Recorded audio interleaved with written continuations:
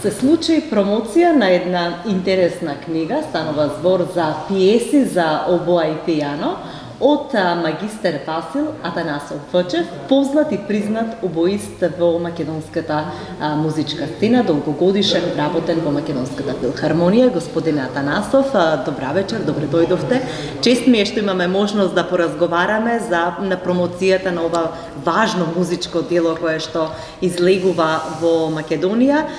Како дојдовте пред се на идеја да издадете една ваква? Добро вечер и поздрав до гледачите и благодарам на вниманието на телевизија ВИС. Секогаш е во центарот, ги прати сите културни избедувања и други. И со задоволство дојдов во Струмица да ја реализираме ова промоција.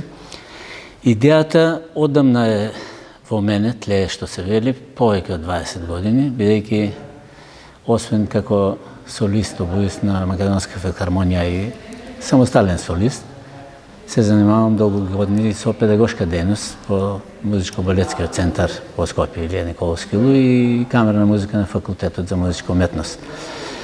Минатата година, нели, ова опака болест ја зафата Европа и светот и тие скици кои беа на хартија и во главата уште се обработува, решив да ги ставам на нотно писмо комплетно со клавир и тргнувајќи од тоа дека и јас се мачев со моите ученици, барајќи литература, таа беше све повеќе од странство, руски книги, бугарски, англиски, германски, тие имат цели едици од почетна школа, пиеси.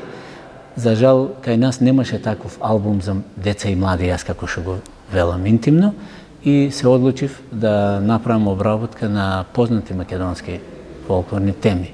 Така да гледав да опфатам према возраста на децата и како што одиме према крајот, тие се 15 композиции, односно 12 се народни и 3 мои соло композиции направени за обоа и клавир, со цел да има тие млади таленти да свират наши фолклорни теми во класичен стил, воедно се запознаваат со нашето културно богатство и наследство и да тоа го пренесат и на блиската околина, на публиката, на другите ученици кога одат на превари да отсвират македонска композиција.